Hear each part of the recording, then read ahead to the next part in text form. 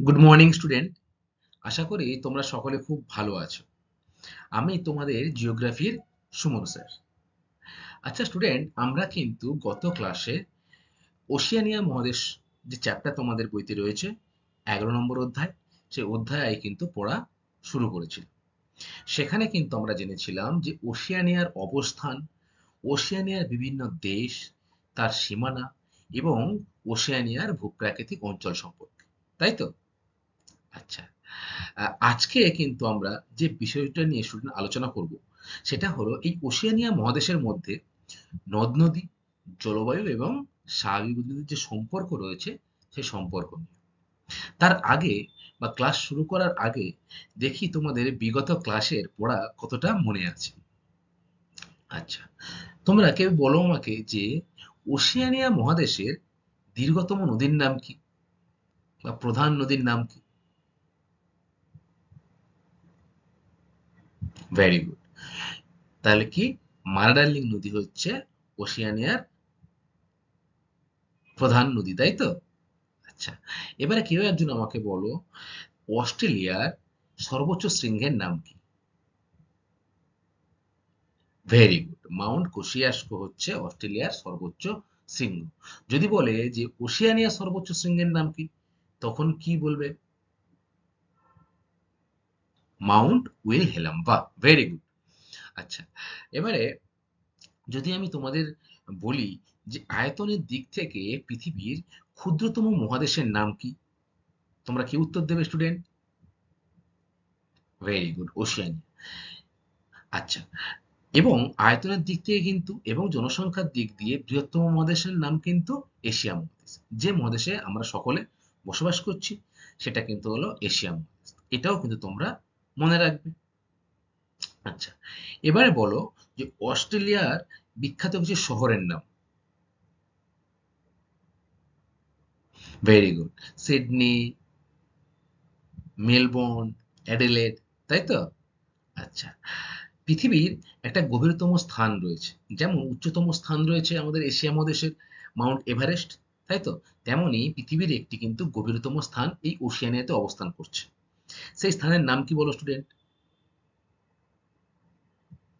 Very good, Mariana খাত। আর যদি বলি যে ওশিয়ানিয়ার দীর্ঘতম প্রবাল প্রাচীর বা পৃথিবীর দীর্ঘতম প্রবাল প্রাচীরের নাম কি, তোমরা কি উত্তর দেবে? Great barrier reef. Very good. তোমাদের খুব ভালো লাগলো শুনে, সবাই বিগত ক্লাসটা আমার খুব মন দিয়ে শুনেছো বুঝতেই পারছি। তাহলে স্টুডেন্ট, আজকে যে বিষয়টা আমরা আলোচনা করব সেটা হলো ওশিয়ানিয়ার নদ নদী, জলবায়ু ও স্বাভাবিক উদ্ভিদ সম্পর্কে। তাহলে ক্লাস, চলো আজকের ক্লাসটা আমরা শুরু করি। ওশেনিয়ার নদ-নদী, হ্রদ, জলবায়ু ও স্বাভাবিক উদ্ভিদ সম্পর্কে কিন্তু আজকে আমরা বিস্তারিত জানব।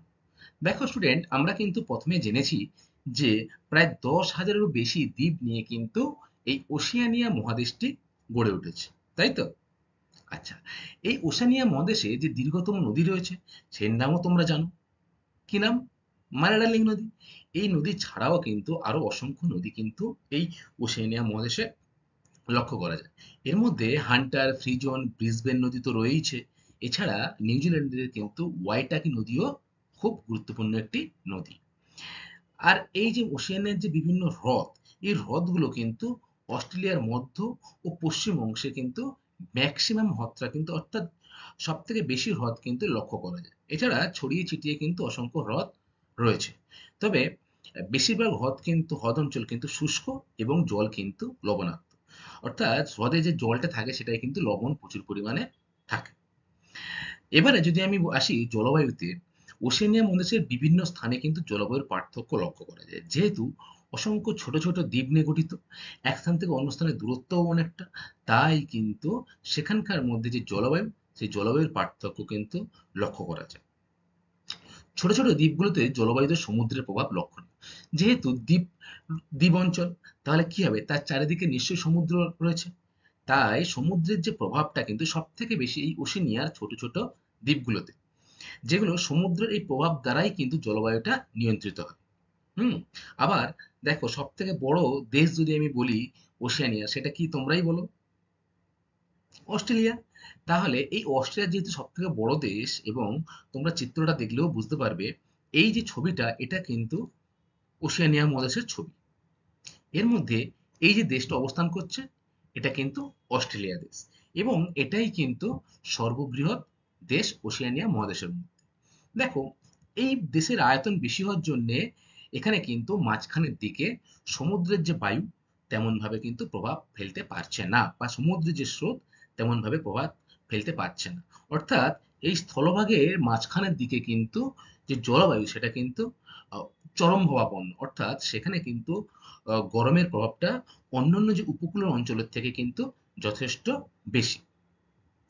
ঠিক আছে স্টুডেন্ট, এবারে কিন্তু আমরা এই ওশেনিয়ার নদ নদী এবং হ্রদ সম্পর্কে প্রথমে আলোচনা করব বিস্তারিত, তারপরে জলবায়ু এবং স্বাভাবিক উদ্ভিদের যে সম্পর্ক সেটা নিয়েও কিন্তু আমরা আলোচনা করব।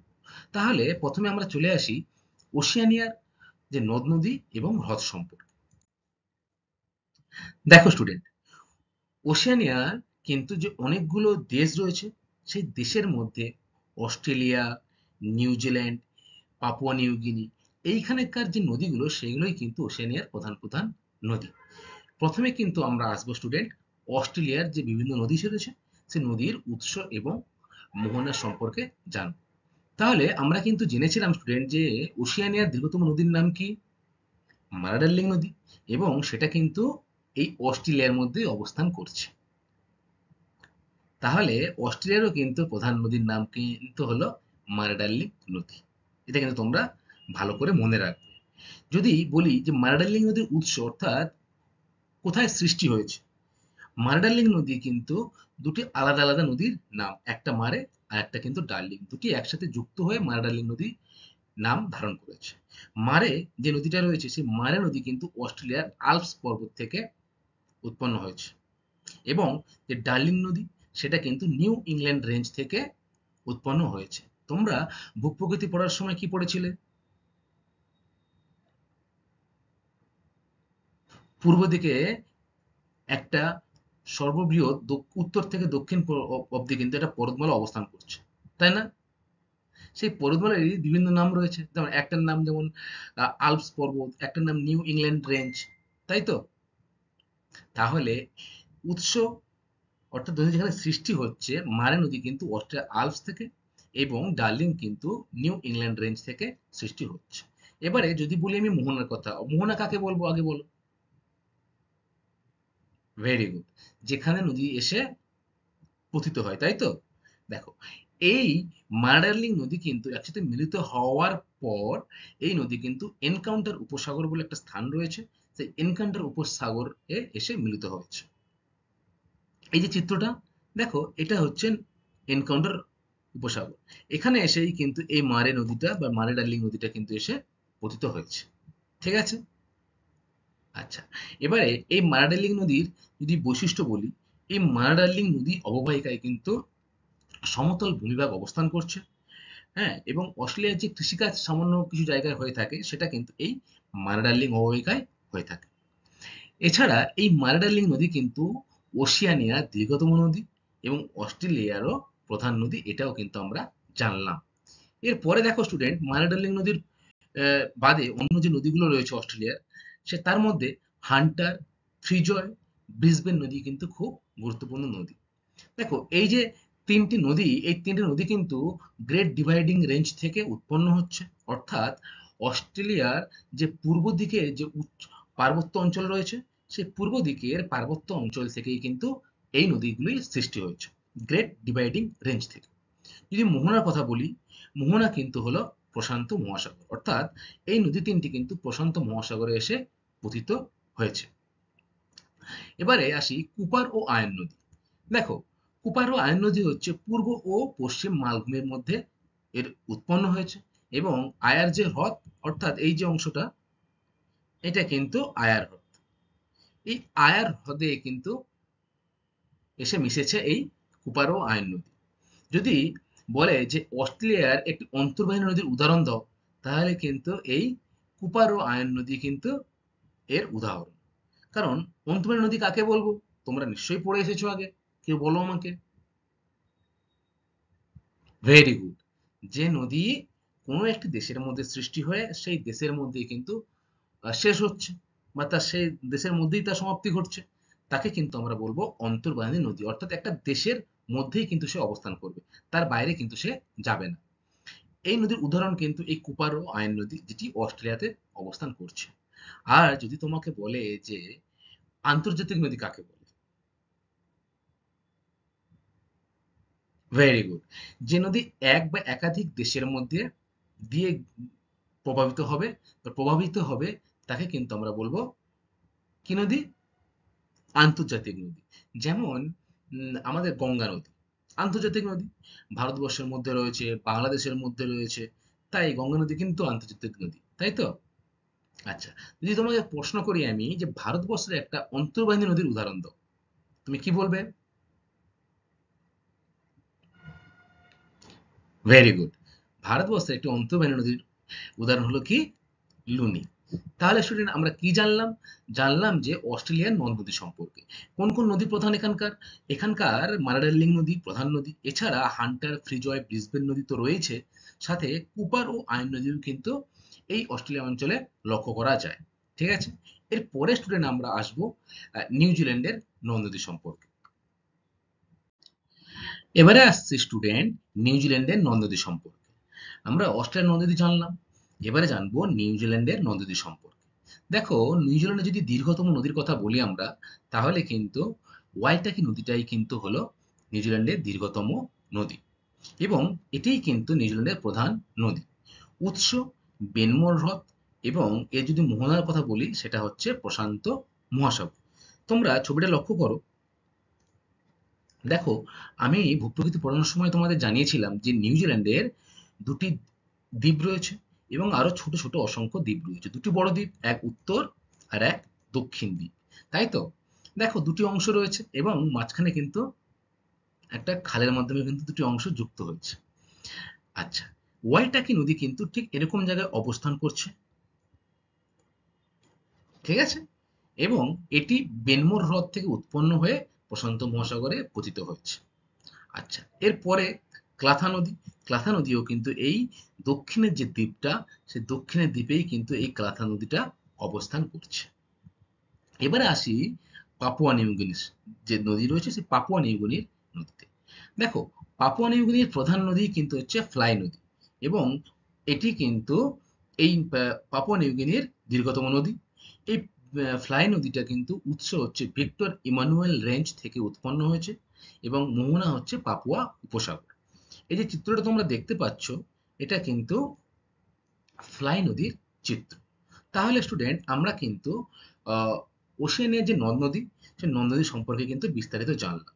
জানলাম অস্ট্রেলিয়ার নদী, নিউজিল্যান্ডের নদী, এবং পাপুয়া নিউগিনির নদী সম্পর্কে। এরপরে আমরা ওশেনের যে বিভিন্ন হ্রদ রয়েছে, সেই হ্রদগুলো সম্পর্কেও কিন্তু আমরা বিস্তারিত জানব। দেখো, ওশেনিয়ার হ্রদ অঞ্চল, অস্ট্রেলিয়ার মধ্যে এবং পশ্চিমে অসংখ্য হ্রদ কিন্তু সৃষ্টি হয়েছে এই ওশেনিয়া মহাদেশের মধ্যে। বেশিরভাগ হ্রদ কিন্তু এই অস্ট্রেলিয়াতেই সৃষ্টি হয়েছে, ঠিক আছে। তবে বেশিরভাগ হ্রদ কিন্তু আমরা কি জেনেছিলাম, যে শুষ্ক এবং লবণাক্ত। এদের মধ্যে আয়ার, টরেন্টস আর পশ্চিমের মালভূমির ম্যাকে, উইলুস কিন্তু উল্লেখযোগ্য হ্রদ। এগুলো কিন্তু গেল অস্ট্রেলিয়ার হ্রদ। এই যে দেখো, এটা কিন্তু টরেন্টস হ্রদ, আর এটা কিন্তু হলো আয়ার হ্রদ, ঠিক আছে। আচ্ছা, এই দুটো হ্রদ কিন্তু জল কিন্তু লবণাক্ত এবং শুষ্ক প্রকৃতির হয়ে থাকে। দেখো, এটা কিন্তু অস্ট্রেলিয়ার ঠিক মাঝখানের দিকে অবস্থান করছে, তাই না? তাহলে অস্ট্রেলিয়ার মাঝখানে কোন ভূপ্রাকৃতিক অঞ্চল রয়েছে তোমরা বলো? ভেরি গুড, সমভূমি অঞ্চল। আর পশ্চিমে ভূপ্রকৃতি পড়ানোর সময় অবশ্যই বলেছিলাম মালভূমি অঞ্চল। Very good. দেখো, এবার যদি আমি নিউজিল্যান্ডের হ্রদের কথা বলি, নিউজিল্যান্ডের পার্বত্য অঞ্চলে কিন্তু অসংখ্য হিমবাহ সৃষ্টি হ্রদ রয়েছে, ঠিক আছে। এদের মধ্যে তাউপো হ্রদ হলো বৃহত্তম। তাহলে তোমরা কিন্তু মনে রাখবে এখান থেকে যে নিউজিল্যান্ডের বৃহত্তম হিমবাহ হ্রদের নাম কি? উত্তর হবে তাউপো। আর মনে রাখবে যে অস্ট্রেলিয়ার কিন্তু বিখ্যাত দুটো হ্রদের নাম হচ্ছে আয়ার আর টরেন্স। এই দুটো কিন্তু নাম মনে রাখলেই এখান থেকে আশা করি তোমাদের পরীক্ষার জন্য কোনো অসুবিধা হবে না। দেখো, এটা যে একটা হ্রদ দেখতে পাচ্ছ, এটা কিন্তু হচ্ছে তাউপু, যেটি নিউজিল্যান্ডে অবস্থান করছে। আচ্ছা, এরপরে স্টুডেন্ট আমরা আসবো জলবায়ু অঞ্চল সম্পর্কে। ওশেনিয়ার জলবায়ু অঞ্চল। দেখো, ওশেনিয়া মহাদেশের কিন্তু বিভিন্ন স্থানে জলবায়ুর পার্থক্য লক্ষ্য করা যায়। সেটা কিন্তু আমরা প্রথমেই জেনেছিলাম, তাই তো? ছোট ছোট অসংখ্য দ্বীপগুলো জলবায়ুতে কিন্তু সমুদ্রের প্রভাব কিন্তু সব থেকে বেশি লক্ষ্য করা যায় ছোট ছোট দ্বীপগুলোতে। কিন্তু অস্ট্রেলিয়ার মতো বড় দেশে কিন্তু জলবায়ু আবার মাঝখানের দিকে বা অস্ট্রেলিয়া দেশের মাঝের দিকে কিন্তু চরম হাওয়াপূর্ণ জলবায়ু লক্ষ্য করা যায়। তাহলে বুঝতেই পারছো জলবায়ুগত কিন্তু পার্থক্য এখানে লক্ষ্য করা যায়। চলো আমরা দেখে নেই প্রধান প্রধান জলবায়ুগুলি কি কি। দেখো, এক নম্বর হচ্ছে নিরক্ষীয় জলবায়ু, যেটা এই ওশেনিয়া মহাদেশের এই অংশে লক্ষ্য করা যায়, নিরক্ষীয় জলবায়ু। এরপরে যদি বলি আমি ক্রান্তীয় মৌসুমী জলবায়ু, সেটা কিন্তু ওশেনিয়া মহাদেশের এই অঞ্চলগুলোতে ক্রান্তীয় মৌসুমী জলবায়ু লক্ষ্য করা যায়। ৩ নম্বর হচ্ছে নাতিশীতোষ্ণ জলবায়ু। এই অঞ্চলটা কিন্তু নাতিশীতোষ্ণ জলবায়ুর অন্তর্গত। এরপরে ভূমধ্যসাগরীয় জলবায়ু, এই অংশ আর এই অংশ কিন্তু ভূমধ্যসাগরীয় জলবায়ুর অন্তর্গত। এরপরে ক্রান্তীয় মরু ও মরুপ্রায় জলভূমি। দেখো, এই ক্রান্তীয় মরু ও মরুপ্রায় জলভূমিই কিন্তু আহ, তোমার এই অস্ট্রেলিয়ার মধ্যে বেশি লক্ষ্য করা যায়। যেহেতু বৃহৎ একটা দেশ, তাই এই দেশের মাঝখানের দিকে কিন্তু এই ক্রান্তীয় মরু ও মরুপ্রায় জলবায়ু লক্ষ্য করা যায়। অর্থাৎ আবহাওয়া বা উষ্ণতা কিন্তু উষ্ণ থাকে। ৬ নম্বর দেখো ব্রিটিশ জলবায়ু। এই যে নিউজিল্যান্ডের বিভিন্ন অংশ, এইগুলোতে কিন্তু ব্রিটিশ জলবায়ু লক্ষ্য করা যায়। তাহলে আমরা কটা ভাগের কথা জানলাম স্টুডেন্ট? ৬টা ভাগের কথা জানলাম। নিরক্ষীয় জলবায়ু অঞ্চল, ক্রান্তীয় মৌসুমী জলবায়ু অঞ্চল, নাতিশীতোষ্ণ জলবায়ু, ভূমধ্যসাগরীয় জলবায়ু, ক্রান্তীয় মরু ও মরুপ্রায় জলবায়ু এবং ব্রিটিশ জলবায়ু। এই ৬ ধরনের জলবায়ু কিন্তু সমগ্র ওশেনিয়া মহাদেশে লক্ষ্য করা যায়। আমরা প্রতিটা জলবায়ু সম্পর্কে বিস্তারিত জানব। প্রথমে আসবো নিরক্ষীয় জলবায়ু সম্পর্কে। প্রথমে স্টুডেন্ট আমরা আসবো নিরক্ষীয় জলবায়ু অঞ্চল সম্পর্কে। দেখো, এই যে ওশেনিয়া মহাদেশের যে আঞ্চলিক বিভাগ আমরা করেছিলাম, তার মধ্যে মেলানেশিয়া, পলিনেশিয়া এবং মাইক্রোনেশিয়ায় যে দ্বীপগুলো রয়েছে, সেই দ্বীপগুলোতে কিন্তু এই নিরক্ষীয় জলবায়ু লক্ষ্য করা যায়। তোমরা কিন্তু সকলেই জানো যে নিরক্ষীয় জলবায়ু অঞ্চলের বৈশিষ্ট্যটা কি হতে পারে, তাই তো? সেখানে সূর্যরশ্মি সারা বছর লম্বভাবে কিরণ দেয় না তির্যকভাবে কিরণ দেয় স্টুডেন্ট? লম্বভাবে। যেহেতু সারা বছর সূর্যরশ্মি সেখানে লম্বভাবে কিরণ দেয়, তাই এখানে উষ্ণতাও বেশি থাকে এবং বৃষ্টিপাতের পরিমাণও কিন্তু বেশি থাকে, তাই তো? সারা বছর তাহলে এই অঞ্চলগুলোতে উচ্চ তাপমাত্রা এবং বেশি বৃষ্টিপাত কিন্তু এই নিরক্ষীয় জলবায়ু অঞ্চলের প্রধান বৈশিষ্ট্য। তাহলে ম্যাপটা তোমরা দেখো এবং বোঝার চেষ্টা করো। মেলানেশিয়া, অর্থাৎ এই মেলানেশিয়া থেকে এদিকে যে অংশগুলো রয়েছে পলিনেশিয়া আর মাইক্রোনেশিয়া, এই যে অংশটায় যে জলবায়ুটা লক্ষ্য করা যায়, সেটা হচ্ছে নিরক্ষীয় জলবায়ু অঞ্চল। যদি আমি গড় উষ্ণতা বলি, দেখো বার্ষিক গড় উষ্ণতা এই নিরক্ষীয় জলবায়ু অঞ্চলে থাকে 28 ডিগ্রি সেলসিয়াসের মতো এবং বৃষ্টিপাতের পরিমাণও কিন্তু যথেষ্ট বেশি।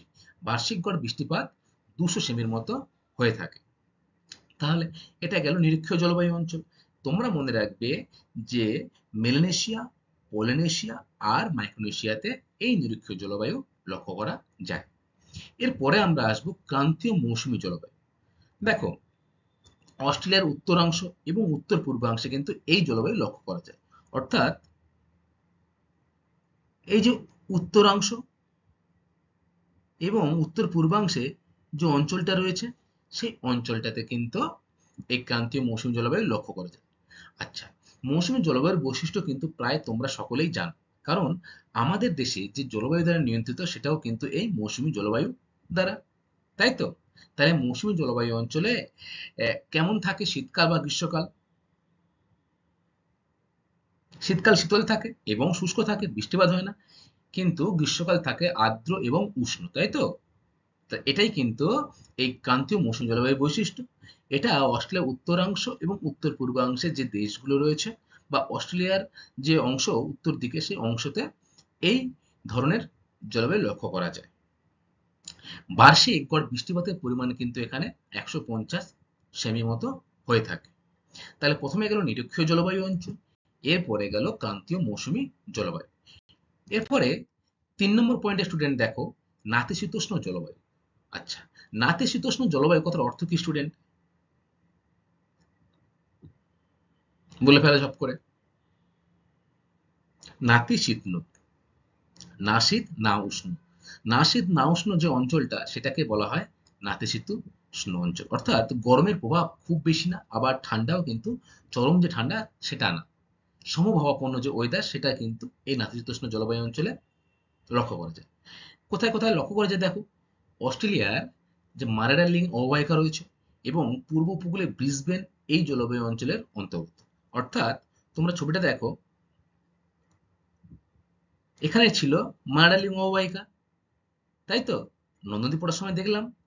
এবং এই যে মারেডার্লিং নদী ছাড়াও কিন্তু এই যে পূর্ব দিকে ব্রিসবেন যে রয়েছে, এই ব্রিসবেনের কাছাকাছিও কিন্তু এই ভূমধ্যসাগর নাতিশীতোষ্ণ জলবায়ু লক্ষ্য করা যায়।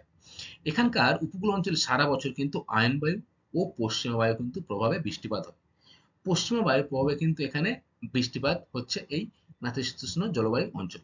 তোমরা মনে রাখবে যে এই নাতিশীতোষ্ণ জলবায়ু অঞ্চল অস্ট্রেলিয়ার মার্ডার্লিং অববাহিকা এবং পূর্ব উপকূলে যে ব্রিসবেন রয়েছে সেখানে লক্ষ্য করা যায়।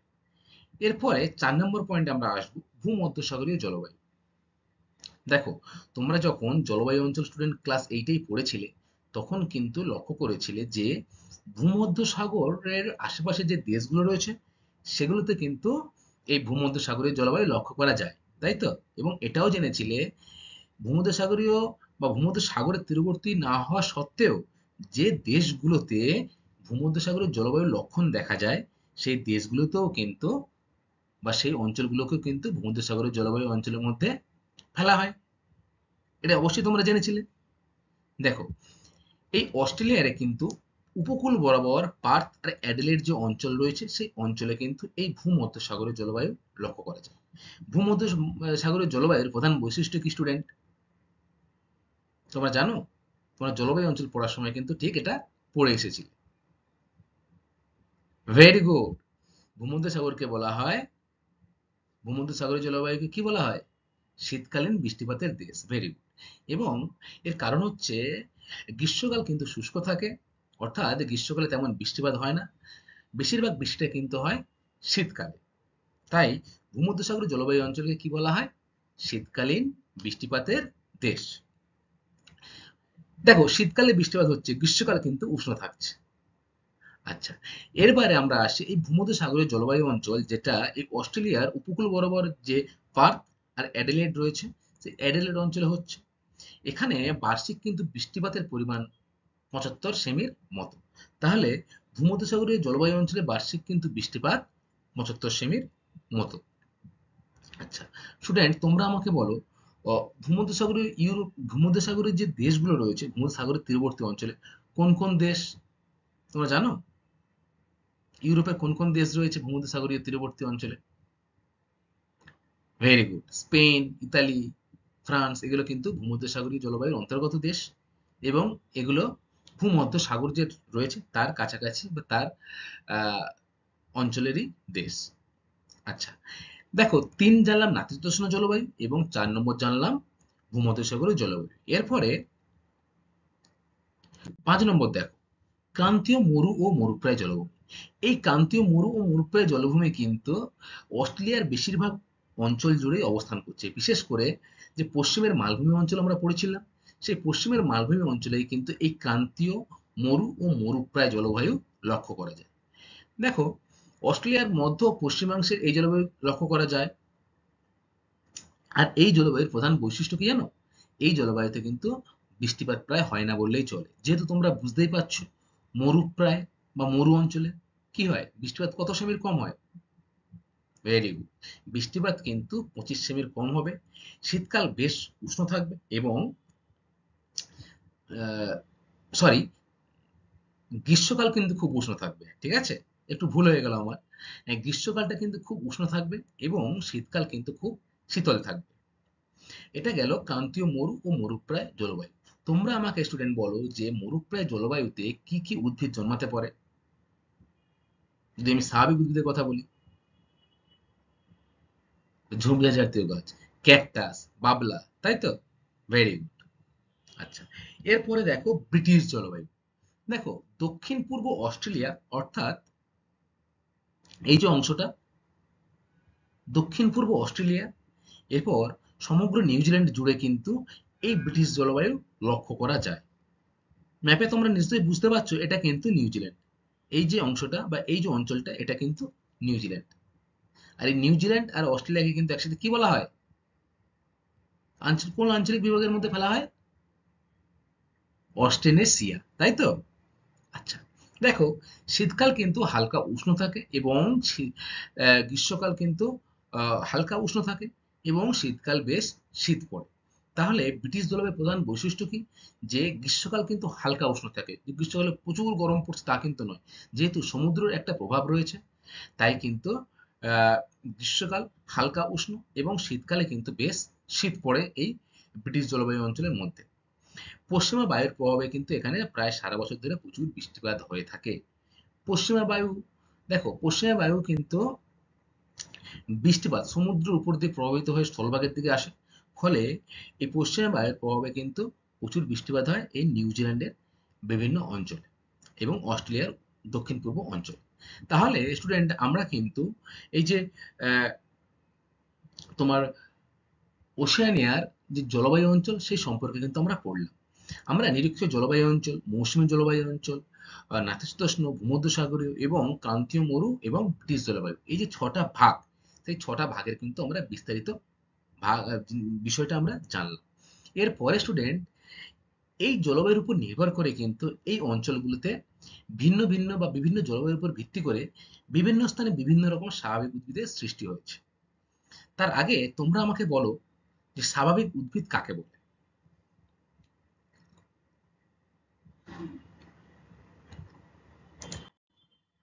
Very good.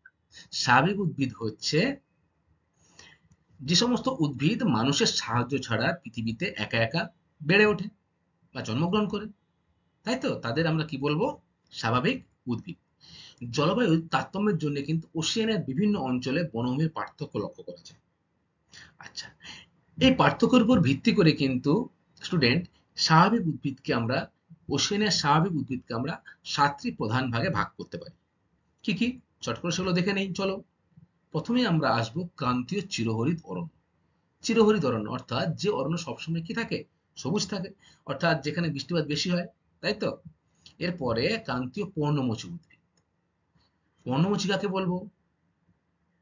যে উদ্ভিদ বছরের নির্দিষ্ট একটা সময়ে তার গাছের পাতা ঝরিয়ে দেয়, তাই তো? আচ্ছা, তোমরা ছবিতে দেখো জলবায়ুর সঙ্গে যে পড়েছিলে যেমন নিরক্ষীয় জলবায়ু অঞ্চল। দেখো সেই নিরক্ষীয় জলবায়ু অঞ্চলে যে উদ্ভিদ জন্মায় সেটা কিন্তু হলো এই ক্রান্তীয় চিরহরিৎ অরণ্য। পর্ণমোচী উদ্ভিদ কিন্তু জন্মাচ্ছে এই সব অঞ্চলগুলোতে, অর্থাৎ মৌসুমী জলবায়ু অঞ্চলগুলোতে। নাতিশীতোষ্ণ জলবায়ু, যেখানে না শীত না উষ্ণ, এই অঞ্চলগুলোতে রয়েছে নাতিশীতোষ্ণ জলবায়ু। এছাড়া আর কি রয়েছে? ক্রান্তীয় তৃণভূমি। ক্রান্তীয় যে তৃণভূমি সেটা কিন্তু এইগুলোতে লক্ষ্য করা যায়। এরপর নাতিশীতোষ্ণ তৃণভূমি। নাতিশীতোষ্ণ তৃণভূমি কিন্তু এই অঞ্চলটা, যেটা মানাডার্লিং এবং আয়ার যে হ্রদ রয়েছে সেই আয়ার হ্রদ এবং মানাডার্লিং হ্রদের অববাহিকায় এই নাতিশীতোষ্ণ তৃণভূমি অঞ্চল লক্ষ্য করা যায়। মরু উদ্ভিদ। দেখো এই পশ্চিমাংশে অস্ট্রেলিয়ার পশ্চিমাংশ এবং মধ্য অংশ কিন্তু মরু উদ্ভিদ লক্ষ্য করা যায়। তোমরা কিন্তু জলবায়ু পড়ার সময় কি দেখেছিলে? যে অস্ট্রেলিয়ার এই মধ্যভাগ এবং পশ্চিম ভাগে কিন্তু বেশিরভাগ অঞ্চল মরুপ্রায় অঞ্চল। ফলে মরু উদ্ভিদগুলো কিন্তু এই অঞ্চলে সৃষ্টি হয়েছে। ভূমধ্যসাগরীয় অরণ্য বা উদ্ভিদ। দেখো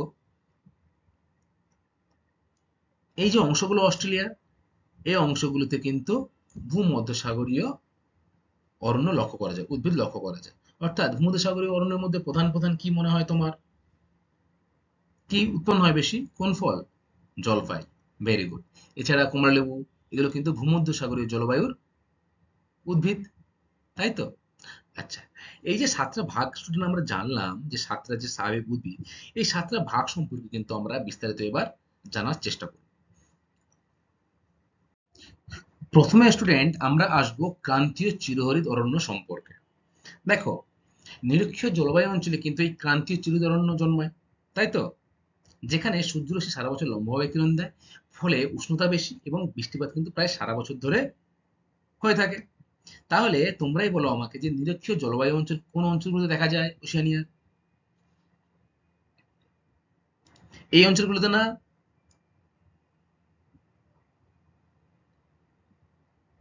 তাই তো? তাহলে এখানে কোন কোন অঞ্চল রয়েছে? আঞ্চলিক বিভাগগুলি কি কি ছিল? মেলানেশিয়া, মাইক্রোনেশিয়া আর যে পলিনেশিয়া, যে বিভিন্ন ছোট ছোট দ্বীপ রয়েছে, সেই দ্বীপগুলোতে কিন্তু উষ্ণতা এবং আর্দ্রতা বেশি হওয়ার জন্য কিন্তু এই ঘন ক্রান্তীয় চিরহরিৎ অরণ্যের সৃষ্টি হয়েছে। ঠিক আছে? এদের মধ্যে যে অরণ্যগুলো প্রধান প্রধান সেগুলি হলো মেহগনি গাছ, পাম গাছ, এবনি প্রভৃতি কিন্তু গাছ এই চিরহরিৎ অরণ্যে কিন্তু জন্মায়। ঠিক আছে? চিরহরিৎ অরণ্যের আরেকটি বৈশিষ্ট্য হলো এখানে চিরহরিৎ অরণ্যে যে গাছগুলো জন্মায় স্টুডেন্ট, সেগুলো কিন্তু এত ঘন ঘন জন্মায় যে সূর্যের আলো কিন্তু গাছের পাতা ভেদ করে মাটিতে এসে সহজে পৌঁছতে পারে না। ফলে এই চিরহরিৎ বৃক্ষের অরণ্যের তলদেশে কিন্তু গুল্ম জাতীয় বা ঝোপঝাড় জাতীয় উদ্ভিদ কিন্তু জন্মায়। যেহেতু মাটি সবসময় ভিজে বা স্যাঁতসেঁতে থাকে, তাই কিন্তু এখানে গুল্ম বা আহ, ভেজা ভেজা যে অংশ মাটিতে যে উদ্ভিদগুলো জন্মায় সেগুলো কিন্তু এখানে জন্মায়। আচ্ছা, এটা গেল ক্রান্তীয় চিরহরিৎ অরণ্য। নাম্বার 2 দেখো ক্রান্তীয় পর্ণমোচী অরণ্য। আমাদের আগে জানতে হবে পর্ণমোচী অরণ্য কাকে বলে, তাই না? পর্ণমোচী অরণ্য তাকেই বলে যে অরণ্য বছরের একটা নির্দিষ্ট সময়ে তার সমস্ত পাতা ঝরিয়ে দেয়, তাকে আমরা বলবো পর্ণমোচী উদ্ভিদ। অস্ট্রেলিয়ার উত্তর উত্তর পূর্ব দিকে কিন্তু মৌসুমী জলবায়ু লক্ষ্য করা যায়, এটা আমরা আগেই জেনেছিলাম। সেই জলবায়ু অঞ্চলেই কিন্তু এই পর্ণমোচী বৃক্ষের অরণ্য লক্ষ্য করা যায়। অর্থাৎ এই যে অংশটা, এই উত্তরাংশে কিন্তু অস্ট্রেলিয়ার এই পর্ণমোচী বৃক্ষের অরণ্য লক্ষ্য করা যায়।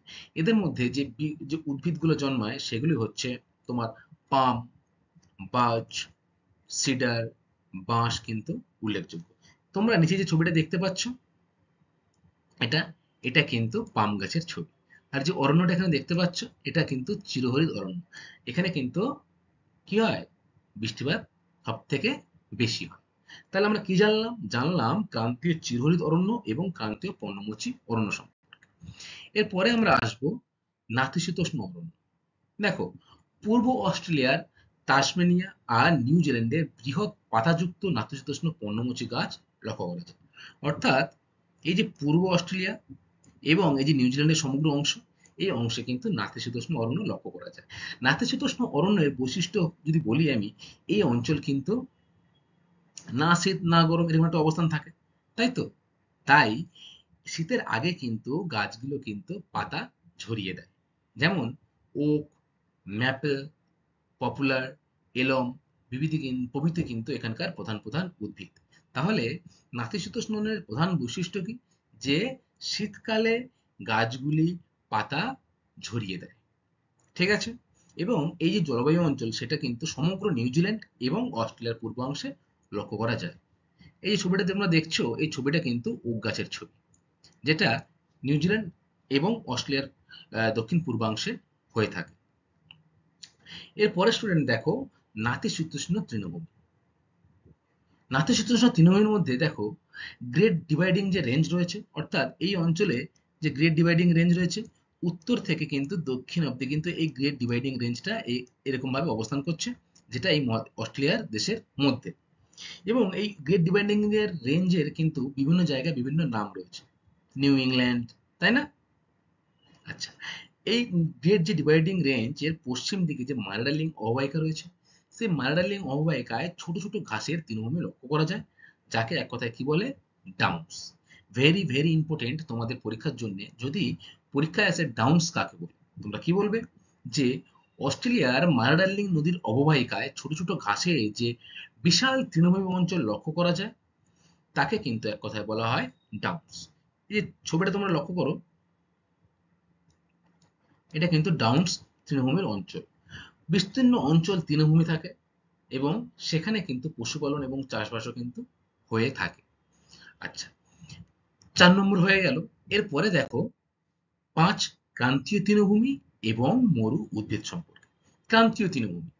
ক্রান্তীয় তৃণভূমি কিন্তু অস্ট্রেলিয়ার উত্তরে কম বৃষ্টিপাতযুক্ত অঞ্চলে হয় এবং বড় বড় কিন্তু ঘাস এই অঞ্চলে জন্মায়। অস্ট্রেলিয়ার এই অঞ্চল কিন্তু পার্কল্যান্ড সাভানা নামে পরিচিত। তাহলে যদি তোমাদের পরীক্ষায় আসে যে পার্কল্যান্ড সাভানা কি জিনিস, তোমরা কি বলবে? যে অস্ট্রেলিয়ার উত্তর দিকে যেখানে বৃষ্টিপাত তুলনামূলকভাবে কম হয় সেখানে কিন্তু বড় বড় ঘাস জন্মায়। আর এই ঘাসগুলোকেই কিন্তু এক কথায় কি বলা হয়? Parkland savanna. দেখো এই যে ছবিটা,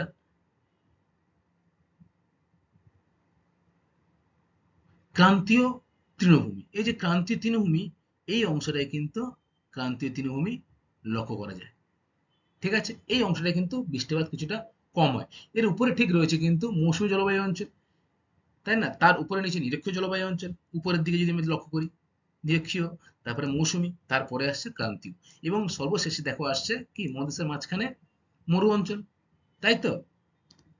তাহলে বৃষ্টিপাত দেখো, লক্ষ্য করো তুমি, বৃষ্টিপাত কিন্তু আস্তে আস্তে নিরক্ষরেখার কাছ থেকে ধীরে ধীরে কমছে, যত দক্ষিণ গোলার্ধের দিকে যাচ্ছি তত কমছে। আচ্ছা, এই যে ক্রান্তীয় তৃণভূমি, এই ক্রান্তীয় তৃণভূমি যদি আমি প্রধান প্রধান উদ্ভিদ বলি, ইউক্যালিপটাস, তোমরা সবাই নাম শুনেছো। ইউক্যালিপটাস যে গাছ, সেই গাছ জন্মায় এখানে। এছাড়া জুরা জাতীয় গাছ কিন্তু এই ক্রান্তীয় তৃণভূমিতে দেখা যায়। এই যে গাছ, এই গাছটা কিন্তু হচ্ছে ইউক্যালিপটাস গাছ। তোমরা সবাই কিন্তু গ্রাম বাংলায় যারা থাকো তারা কিন্তু এটা লক্ষ্য করেছো, রাস্তার দুই পারে কিন্তু অসংখ্য ইউক্যালিপটাস গাছ আমাদের এই অঞ্চলেও কিন্তু জন্মায়, তাই তো? দেখেছো? ভেরি গুড, দেখেছো। আচ্ছা, এরপরে আমি আসি স্টুডেন্ট মরু উদ্ভিদ। ৬ নম্বর দেখো মরু উদ্ভিদ। তোমরা সকলেই প্রায় জানো যে মরু উদ্ভিদে কিন্তু কি কি উদ্ভিদ জন্মায়? ক্যাকটাস, মালাগা, লবণাম্বু ঝোপঝাড় কিন্তু এই মরু ওশেনিয়া মহাদেশের মরু উদ্ভিদের মধ্যে জন্মায়। আচ্ছা, দেখো এই যে অস্ট্রেলিয়ার পশ্চিমাংশ, এই যে টোটাল অংশটা, এটা কিন্তু মরু উদ্ভিদের মধ্যে পড়ছে। এখানে বৃষ্টিপাতের পরিমাণ যথেষ্ট কম, 25 সেমির কম, আমরা জলবায়ু পড়ার সময়ই দেখেছিলাম, তাই তো? ফলে এখানে কিন্তু মরু উদ্ভিদের সৃষ্টি হচ্ছে। ক্যাকটাস জাতীয় গাছ, বাবলা জাতীয় গাছ, এছাড়া লবণাম্বু ঝোপঝাড় কিন্তু এখানে প্রচুর উৎপন্ন হচ্ছে। আচ্ছা, সর্বশেষ যে উদ্ভিদ রয়েছে সেটা হচ্ছে ভূমধ্যসাগরীয় উদ্ভিদ। আচ্ছা, ভূমধ্যসাগরীয় উদ্ভিদটা কোথায় লক্ষ্য করা যায় স্টুডেন্ট? অস্ট্রেলিয়ার একেবারে দক্ষিণাংশে পার্ক এবং পার্থ এবং অ্যাডিলেড অঞ্চলে কিন্তু, যে অঞ্চলে ভূমধ্যসাগরীয় জলবায়ু দেখা যায় ঠিক সেই অঞ্চলটিতেই ভূমধ্যসাগরীয় উদ্ভিদ কিন্তু লক্ষ্য করা যায়। এখানে পশ্চিমা বায়ুর প্রভাবে কিন্তু বৃষ্টিপাত হয়। তোমরা কিন্তু সকলেই জানো যে ভূমধ্যসাগরীয় জলবায়ু অঞ্চলে পশ্চিমা বায়ুর প্রভাবে বৃষ্টিপাত হয় এবং সেটি কিন্তু একমাত্র শীতকালেই বেশি বৃষ্টিপাত হয়। গ্রীষ্মকাল কিন্তু তুলনামূলকভাবে শুষ্ক থাকে। এর ফলে যে উদ্ভিদগুলো এখানে জন্মায় সেগুলো হচ্ছে জারা, বিভিন্ন কারি পাতা, এছাড়া ব্লু গান যে উদ্ভিদ, সেগুলো কিন্তু এখানে জন্মায়। দেখো এই যে অঞ্চলটা, এটা কিন্তু ভূমধ্যসাগরীয় জলবায়ু অঞ্চলের অন্তর্গত। অস্ট্রেলিয়ার পার্থ আর অ্যাডিলেড যে অঞ্চল সেটা কিন্তু এই ভূমধ্যসাগরীয় জলবায়ু অঞ্চলের অন্তর্গত। তাহলে স্টুডেন্ট তোমরা কি বুঝলে? যে জলবায়ুর সাথে কিন্তু স্বাভাবিক উদ্ভিদের একটা কানেকশন রয়েছে বা সম্পর্ক রয়েছে। স্বাভাবিক উদ্ভিদ বা জলবায়ু কিন্তু একে অপরের পরিপূরক। জলবায়ুর উপরে নির্ভর করে বা বৃষ্টিপাত বা উষ্ণতার উপর নির্ভর করে অস্ট্রেলিয়ার যে বিভিন্ন জলবায়ু অঞ্চল লক্ষ্য করা যাচ্ছে, সেই জলবায়ু অঞ্চলের সাথেই কিন্তু স্বাভাবিক উদ্ভিদের পার্থক্য বা স্বাভাবিক উদ্ভিদের সম্পর্ক কিন্তু করা যাচ্ছে। যেমন মৌসুমী জলবায়ু অঞ্চলে পর্ণমোচী উদ্ভিদ, নিরক্ষীয় জলবায়ু অঞ্চলে চিরহরিৎ উদ্ভিদ, আবার মরু জল যেখানে মরু উদ্ভিদ জন্মাচ্ছে সেখানে কিন্তু মরুপ্রায় জলবায়ু লক্ষ্য করা যাচ্ছে, তাই তো? আচ্ছা, তাহলে স্টুডেন্ট আজকের ক্লাসটা কিন্তু তোমাদের এই পর্যন্তই। আমরা কিন্তু আজকের ক্লাসে ওশেনিয়ার নদ নদী, হ্রদ, জলবায়ু এবং স্বাভাবিক উদ্ভিদ সম্পর্কে বিস্তারিত জেনে ফেললাম। এরপরে আমি তোমাদের পরীক্ষার জন্য কিছু গুরুত্বপূর্ণ কোশ্চেন তৈরি করেছি। চলো সেগুলো চট করে একটু দেখে ফেলি। কয়েকটি গুরুত্বপূর্ণ প্রশ্ন, দেখো এগুলো কিন্তু তোমরা খাতায় নোট ডাউন করতে পারো, পরীক্ষার জন্য কিন্তু সবই গুরুত্বপূর্ণ। প্রথম কোশ্চেন দেখে ফেলি, চলো। অস্ট্রেলিয়ার একটি অন্তর্বাহী নদীর উদাহরণ দাও। অর্থাৎ যে নদী কিন্তু সেই দেশের মধ্যে সৃষ্টি হয়েছে এবং অস্ট্রেলিয়া দেশের মধ্যে সৃষ্টি হয়েছে এবং অস্ট্রেলিয়া দেশের মধ্যে গিয়ে শেষ হয়েছে। কি নাম বলো? উত্তর কি হবে? কুপার। Very good. তাহলে হচ্ছে অন্তর্বাহিনী নদীর উদাহরণ হলো কিন্তু কুপার। 2, ওশিয়ানিয়ার দীর্ঘতম নদীর নাম কি? সকলেই তোমরা জানো, মারাডার্লিং নদী, তাই তো? এই মারাডার্লিং নদী কিন্তু ওশিয়ানিয়া তথা অস্ট্রেলিয়ার দীর্ঘতম নদী। নিউজিল্যান্ডের দীর্ঘতম নদীর নাম কি? ওয়াইটাকি কিন্তু নদী হলো নিউজিল্যান্ডের দীর্ঘতম নদী। মনে রাখবে অবশ্যই। এর পরে কোশ্চেন দেখো, বলছে যে 4 নম্বর, নিউজিল্যান্ডের বৃহত্তম হ্রদের নাম কি? নিউজিল্যান্ড এবং অস্ট্রেলিয়া অসংখ্য হ্রদ সৃষ্টি হয়েছে, তাই তো? তার মধ্যে যে নিউজিল্যান্ডের বৃহত্তম হ্রদ, সেই হ্রদের নাম কিন্তু কি সেটা বলতে হবে তোমাদের। তাউপু। তাউপু হ্রদ কিন্তু এটা একটা হিমবাহ সৃষ্ট হ্রদ। সেই সৃষ্ট হ্রদ কিন্তু নিউজিল্যান্ডের বৃহত্তম হ্রদের মধ্যে পড়ছে। পার্কল্যান্ড সাভানা কি? একটু আগেই তোমাদের আমি বললাম যে অস্ট্রেলিয়ার উত্তরাংশে যেখানে বৃষ্টিপাতের পরিমাণ কিছুটা কম, সেখানে কিন্তু লম্বা লম্বা বা বড় বড় ঘাস জন্মায়। ঠিক আছে, সেই অঞ্চলটাকে কি বলা হয়? Parkland savanna. তোমরা আমাকে বলো তাহলে ডাউন্স কাকে বলে? 6 নম্বর প্রশ্ন দেখো, ডাউন্স কাকে বলে? Very good. অস্ট্রেলিয়ার মানাডালিং নদীর অববাহিকায় যে ছোট ছোট তৃণ জন্মায় বা ছোট ছোট ঘাস জন্মায়, তাকে আমরা কি বলবো? ডাউন্স, তাই তো? আচ্ছা, এরপরে দেখো স্টুডেন্ট, অস্ট্রেলিয়ার কয়েকটি উল্লেখযোগ্য হ্রদের নাম বলে ফেলো। Very good. টরেন্স, আয়ার, তারপরে পশ্চিম দিকে রয়েছে ম্যাককে, উইলস। এই হ্রদগুলো কিন্তু তোমরা নাম অবশ্যই মনে রাখবে। এগুলো কিন্তু অস্ট্রেলিয়ার কয়েকটি উল্লেখযোগ্য হ্রদ। আচ্ছা স্টুডেন্ট, আজকের ক্লাসটা তাহলে আমাদের এই পর্যন্তই। আহ, পরবর্তী ক্লাসে আমি এই ওশিয়ানিয়ার যে লাস্ট যে পার্টটা বাকি রয়েছে, যেটা হচ্ছে তোমার মারাডার্লিং যে নদী, সেই নদীর অববাহিকা সম্পর্কে বিস্তারিত আলোচনা আমি তোমাদের সাথে করব। আজকের ক্লাসটা এই পর্যন্ত। আশা করি সবাই বুঝতে পেরেছো ক্লাসটা। সকলকে অসংখ্য ধন্যবাদ। Thank you class. পরে তাহলে অন্য ক্লাসে তোমাদের সাথে আমার দেখা হচ্ছে।